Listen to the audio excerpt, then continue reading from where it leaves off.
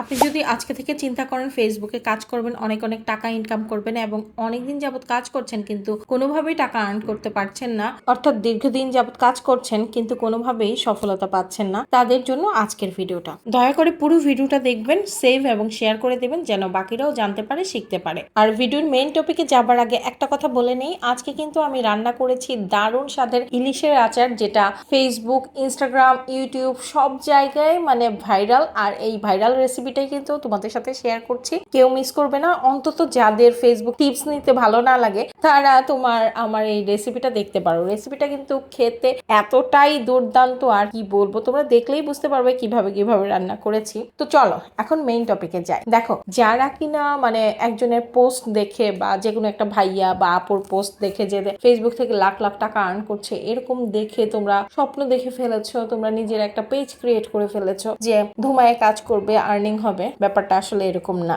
আর যারা দীর্ঘদিন যাবত কাজ করছেন তারাও জানেন যে এই ব্যাপারটা আসলে এতটাও ইজি না। তবে হ্যাঁ, আপনি যদি ঠিকভাবে সঠিক গাইডলাইন মেনটেন করে কাজ করেন, আপনার দ্বারা সফলতা সম্ভব। প্রথম অবস্থায় একজন ফেসবুকে কন্টেন্ট বানাতে গেলে আপনাকে কন্টেন্ট সম্পর্কে ধারণা রাখতে হবে। অর্থাৎ আপনি কোনো রকম ভিডিও বানাচ্ছেন না, আপনি একটা কন্টেন্ট দিচ্ছেন। কন্টেন্ট জিনিসটা কি সেটা আপনাকে প্রথম অবস্থায় বুঝতে হবে। কন্টেন্ট হচ্ছে এমন জিনিস যেখান থেকে দর্শক আপনার কাছ থেকে কিছু নিবে। হয় দর্শককে আপনি হাসাবেন, অথবা আপনি দর্শককে কাঁদাবেন, অথবা দর্শককে আপনি কোনো না কোনো শিক্ষামূলক কিছু দেবেন। এক কথায় দর্শককে আপনার কিছু না কিছু দিতে হবে আপনার কন্টেন্টের মাধ্যমে। দেখেন, আমরা কিন্তু সচরাচর সবাই ভিডিও বানাতে পারি। আমার বাচ্চাকেও যদি হাতে ধরিয়ে দিই, ও কিন্তু ভিডিও মেক করতে পারবে। কিন্তু ভিডিও মেক করা এক জিনিস, কন্টেন্ট বানানো কিন্তু আরেক জিনিস। সো আমাদের মাথায় রাখতে হবে আমরা কন্টেন্ট বানাচ্ছি, আমরা কোনো ভিডিও বানাচ্ছি না। তো সেকেন্ডলি যেটা দেখতে হবে, আমাদের এডিটিং স্কিল থাকতে হবে।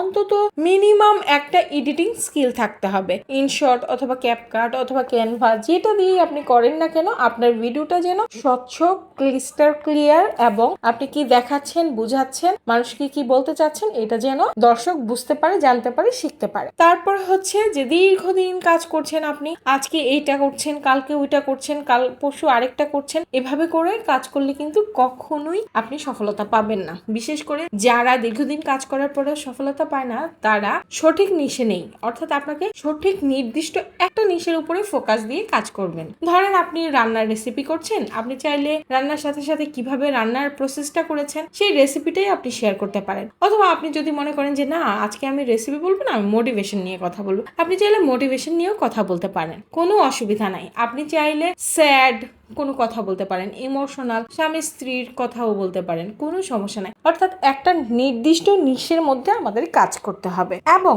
আরো অনেক অনেক অনেক অনেক ইনফরমেশন আছে যেগুলো ফেসবুক সম্পর্কে জানতে পারবেন আমার কোর্সে। আর যারা এখনো পর্যন্ত কোর্সে ভর্তি হননি, ভর্তি হয়ে যান। আরো অনেক অনেক গাইডলাইন আছে যেগুলো আপনাদেরকে আমি আমার কোর্সে শিখিয়ে থাকি। তাছাড়া আমার পেজে যারা আছে, আগের ভিডিওগুলো দেখলে আপনারা বুঝতে পারবেন আসলে কিভাবে কাজ করা উচিত। আজকের মতো এখানেই বিদায় নিচ্ছি, কারণ ভিডিওটা বেশি লম্বা হয়ে যাচ্ছে। নেক্সট কোনো ভিডিওতে আবারও দেখা হবে। আল্লাহ হাফেজ।